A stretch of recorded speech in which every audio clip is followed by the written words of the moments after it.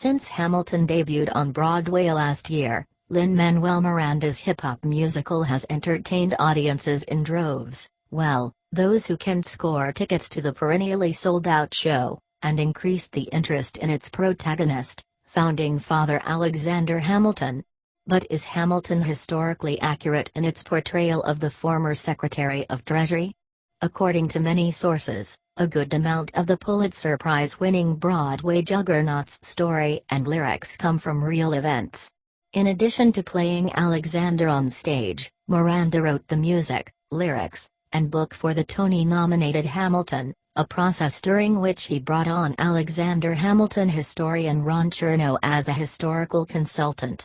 Chernow is the author of a comprehensive 2004 biography Alexander Hamilton, a book that inspired Miranda to write Hamilton, according to Playbill, and Miranda has stated many times that he strived to keep Hamilton as close to history as he could. I felt an enormous responsibility to be as historically accurate as possible, while still telling the most dramatic story possible, Miranda told The Atlantic in a 2015 interview. And when I did part from the historical record or take dramatic license, I made sure I was able to defend it to Ron, because I knew that I was going to have to defend it in the real world. None of those choices are made lightly.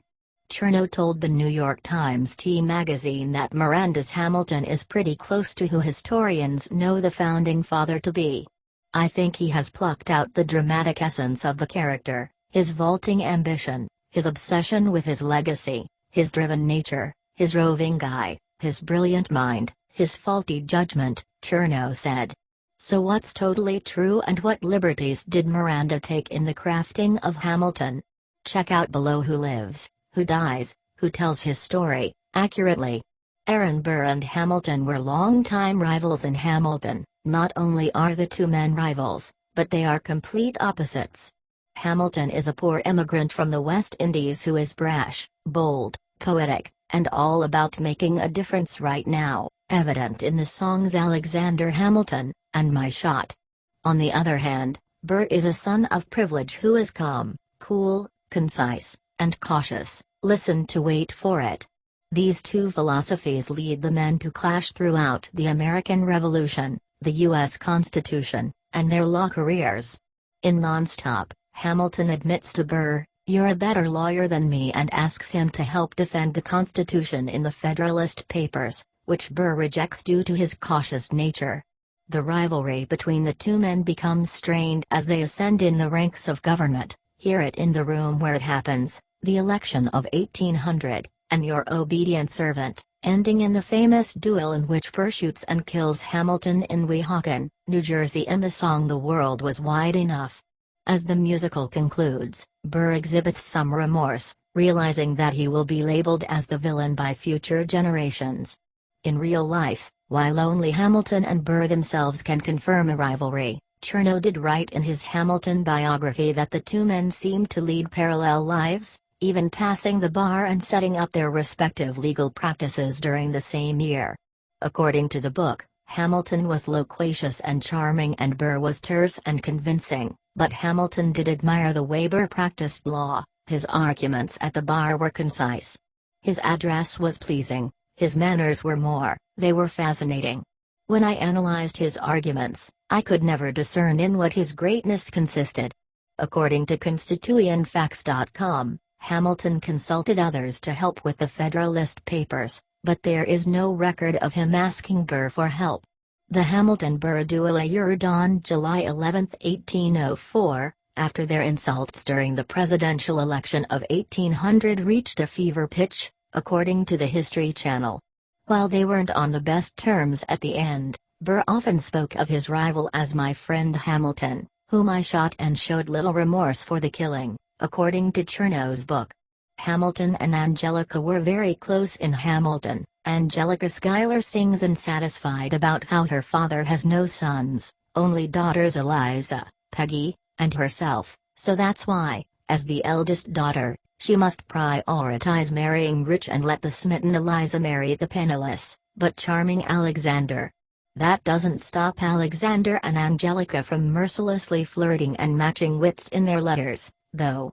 In the song Take a Break, Angelica and Alexander lament about missing each other a little too much and, just like anyone with a crush, Angelica overanalyzes Alexander's placement of a comma in a letter. In a letter I received from you 2 weeks ago, I noticed a comma in the middle of a phrase. It changed the meaning. Did you intend this? One stroke and you've consumed my waking days. It says, "My dearest Angelica," with a comma after dearest. You've written, "My dearest Angelica." Oh, the feels. In real life, according to an interview by Genius, Miranda forgot that the Schuyler sisters had 12 other siblings, and yup, some of them were sons. Angelica was already married to British businessman John Barker Church when she met Hamilton. I think that my brain wanted me to forget because it's stronger dramatically if societally she can't marry him, Miranda said. But the letter flirtations were definitely real and involved crucial misplaced commas, or perhaps intentional slips. Miranda pointed out this exchange on Twitter last year. According to a letter by Angelica in the National Archives, she once inserted a comma when writing, "Indeed, my dear sir." In another letter in the archives, Alexander teases her about it with some good old 1787 grammar nerd flirting. You ladies despise the pedantry of punctuation. There was a most critical comma in your last letter. It is my interest that it should have been designed, but I presume it was accidental. Unriddle this if you can. The proof that you do it rightly may be given by the omission or repetition of the same mistake in your next. Commas, so crucial since the 1700s. The 10 dual commandments in Hamilton, Burr, Lawrence, and Lee recite the 10 dual commandments in the song of the same name. The 10 rules include if they don't reach a piece, that's alright, time to get some pistols and a doctor on site and look 'em in the eye, aim no higher, summon all the courage you require. The commandments are revisited in 2 other duels in the musical. Hamilton's son Philip gets shot and killed by George Eaker in a face-off during Blow Us All Away. Then Hamilton and Burr's fatal encounter in The World Was Wide Enough. In real life, according to PBS American Experience, an American code du Laurier existed and provided the rules for resolving disputes via trial by gunshot. In the 1777 code, there are more than just 10 rules, though there are 25.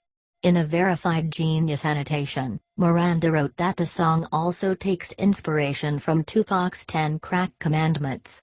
This is not what happens today with our gun control issues, he said.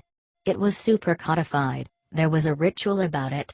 It was like legal arbitration, with guns. The Reynolds Pamphlet in Hamilton. Hamilton's bright political star falls when he pursues a torrid affair with Maria Reynolds in the song Say No to This, in which he doesn't say no, he says yes to it for a while. About a month into the affair, Maria's husband James not so kindly blackmails Hamilton into paying for his silence about the relationship. You made the wrong sucker a cuckold, so time to pay the piper for the pants you unbuckled, and hey, you can keep seeing my whore wife, if the price is right, if not I'm telling your wife. Jefferson, Madison, and Burr find out about the affair and confront Hamilton, accusing him of using government funds to pay off the Reynolds couple in the track We Know.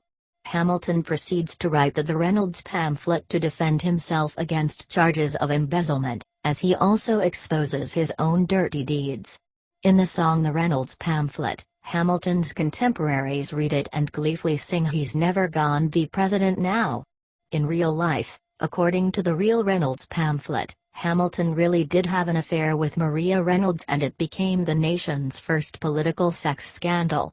Maria's husband James Reynolds did indeed blackmail Hamilton for his silence about the affair. Some of the lyrics from the song The Reynolds Pamphlet come verbatim from the actual Reynolds pamphlet, including the fact that he had frequent meetings with Maria, most of them at his house while Eliza was visiting her father with their kids.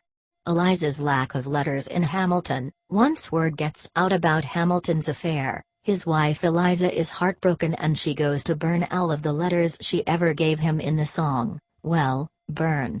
She sings, I'm erasing myself from the narrative. Let future historians wonder how Eliza, reacted when you broke her heart, and the audience's heart breaks right along with her.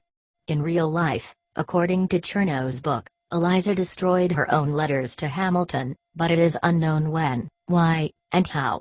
An analysis in The New Yorker suggests that Miranda wrote this song to explain not knowing what Eliza thought. Eliza ensured Hamilton's legacy in Hamilton. After Hamilton's death, Eliza sings about maintaining his legacy and establishing her own during the 50 more years she lives on, as described in the finale track Who Lives, Who Dies, Who Tells Your Story. She goes through all of his writings to preserve them, but Eliza sings that the accomplishment she's most proud of is establishing the first private orphanage in New York City. It's her ultimate tribute to Hamilton, who grew up as an orphan. In real life, yup, Eliza did all of those things and lived until she was 97 years old. Hamilton's writings are in the National Archives as the Hamilton Papers. In 1806, Eliza helped found the Orphan Asylum Society of the City of New York, which is known today as Family Services Agency Graham Windham. In 1818, she established the Hamilton Free School, the first school in Washington Heights in NYC, according to a tweet by Miranda, who grew up in that neighborhood and, wrote a Tony Award-winning musical based there called In the Heights. It was a confirmation. I was supposed to do this, Miranda told Grantland about the fated coincidence. And that's become apparent as Hamilton has captivated Broadway, New York City, and, on Sunday night, hopefully the Tony Awards, too. Since Hamilton debuted on Broadway last year,